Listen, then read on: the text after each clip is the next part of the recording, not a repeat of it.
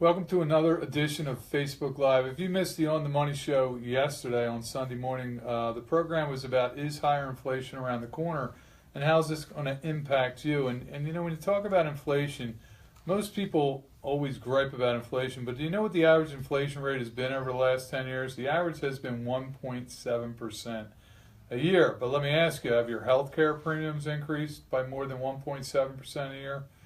Has the cost of groceries or eating out increased by more than 1.7% a year? Have your home utilities gone up by more than 1.7% a year? The answer for most people is unquestionably yes, they have. That's because core inflation rates don't really account for everything. In fact, many of the things that people spend on in retirement have increased dramatically more than 1.7% a year. And if you think about planning for retirement, chances are most people don't give enough thought to inflation. It's not even on the radar, but that could be a big mistake. If you don't account for inflation, you could wind up pinching pennies instead of enjoying your retirement. So 1.7 for the last 10 years. But when I look back at historical inflation rates over the last 100 years, it's really kind of interesting. You know, you go back to the early part of 1900s, 1917, 1918, 1919, World War I, inflation was probably the highest it's ever been in this country, 17 to 18% inflation. But then in 1921, we had deflation. We went down by 10% in 1921 and 6% in 1922.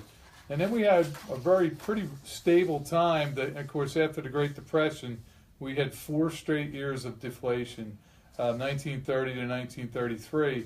And then we didn't hit double-digit inflation again until 1942, again another war. And then 47, we had double-digit inflation. Then you got to go all the way up to the Jimmy Carter years in late 70s, early 80s. And a lot of the clients that we see remember that because they talk about the old 12, 13, 15% CD rates, but they fail to recognize inflation was around 14% that year. So, you know, inflation is what it is, and I think you've got to factor that into account, especially when it's been as low as it has. The Fed's starting to raise rates a little bit. 4 things you need to know about higher inflation. Number 1, more money won't boost growth.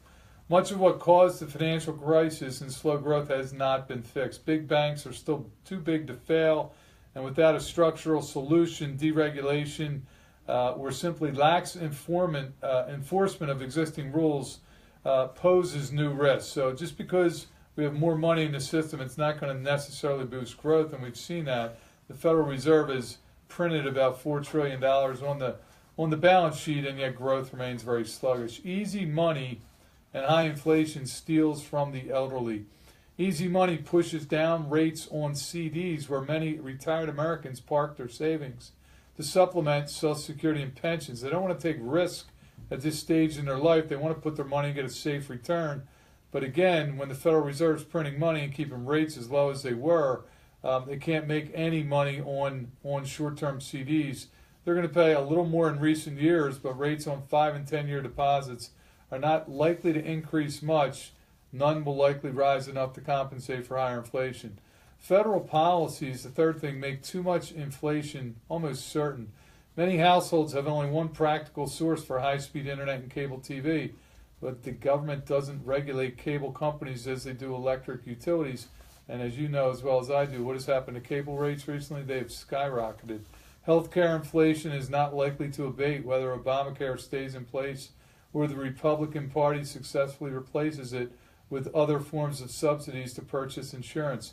College tuitions, I'm sure you're aware of this, top private universities and a few elite public institutions have a lock on most good-paying jobs for graduates. Those schools have boosted tuition far more rapidly than even healthcare costs, and that sets the pace for other schools, and the Trump team is not likely to intervene in monopoly pricing. And finally, if they raise the minimum wage, it's only going to make matters worse.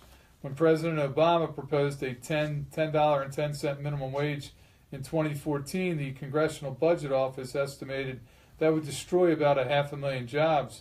Now, absent any change in the federal wage floor, many states have gone into business for themselves, mandating even more aggressive minimum wage increases.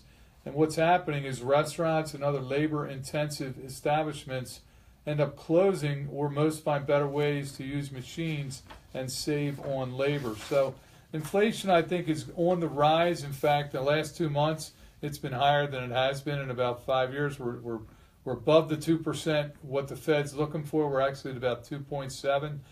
It's going to impact fixed incomes, and it's going to impact retirees. So things you might want to think about are TIPS, Treasury inflation-protected securities, where, again, if rates go up, TIPS will go up with it. Obviously, keeping a little bit of your money in the market because stocks tend to outpace inflation. But, again, you got to be careful in the environment we're in. We've been on an 8-year bull market, so be very, very careful with your stock holdings. That's another edition of Facebook Live.